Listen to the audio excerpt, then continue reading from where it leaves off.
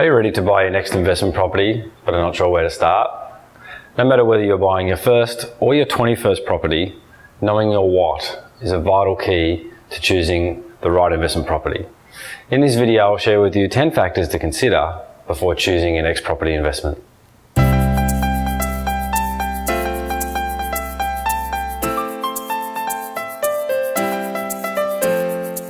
Hi, my name is Keith Grisman, founder of Property Only, and welcome to our video series, The Why, What, When and How of Property Investing.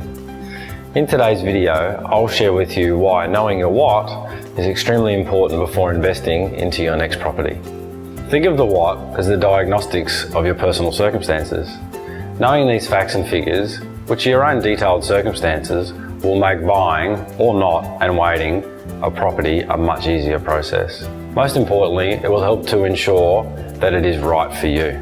So here are 10 factors I think you need to consider before starting to look for a property and making an investment decision.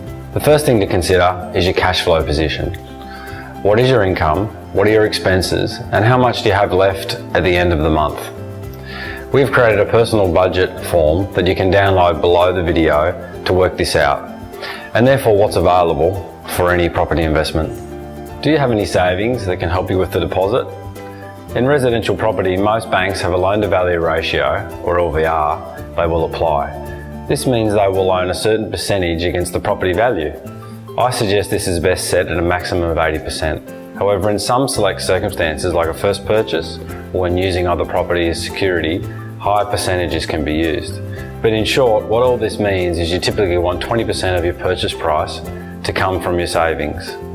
Or, do you have equity in your principal place of residence or in any other investment properties? Equity in other properties can be a substitute for a cash deposit. Setting up a spreadsheet with all your assets and liabilities will give you clarification of your equity. And don't worry, we've included a template for you to use in our download below the video. Do you know if your credit history is clean?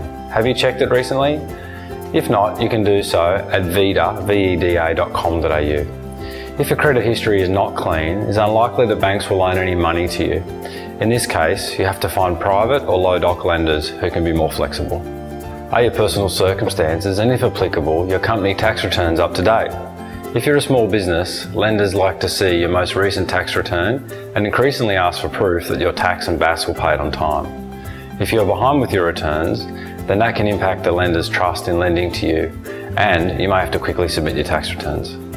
Often the banks want to see the notice of assessment, which can be the reason for a delay in your bank approval. Having your most recent tax return submitted can save you some precious time in dealing with your financial institution. Can you take advantage of any taxation strategies like negative gearing? This subject is typically discussed with a qualified accountant, and it's wise to know up front if any taxation strategies are applicable to you. Once you've purchased a property, it is often too late to put these tax-effective structures in place. And then note here, negative gearing isn't always negative, but more on that in a later video. Part of your taxation, succession or asset protection strategy can be buying property in a trust, company or your super fund. You really should get professional advice about this before you go out and buy a property. Once you make a written offer on a property, it gets complicated to make changes later on, plus it can cause delays or reduce your bargaining power. So make sure you are clear on what your structures are before you go out and look for property. Do you have any free time available? Some investments take more time than others. And more importantly, are you willing to spend your time on your investment? What are your energy levels? Do you feel like painting, renovating or gardening in your new investment property? Or would you rather sit and watch the footy? Are you okay to renovate your investment home on the weekends, or would you rather not? What skills could you use for your investment? Are you good on the tools? Are you good at figures or organisation? This will influence if you buy a new home or an older home. Where do you live and what location would you like to invest in? What do you know about your location investment wise? Are you prepared to buy an investment property that is further away, or would you prefer to be close? Are there certain areas that are better suited for the kind of investment you are looking for than others? These 10 points are all important things to first consider before you start looking for a property. There's no right or wrong answer to any of those questions, but answering them will help your next step become much clearer.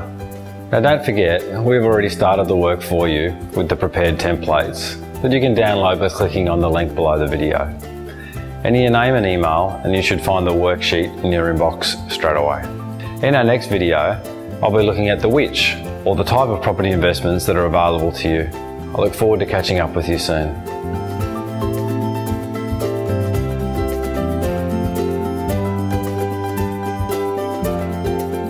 Think of the what as the diagnosis,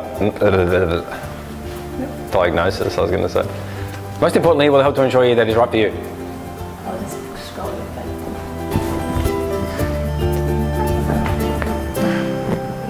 Hello.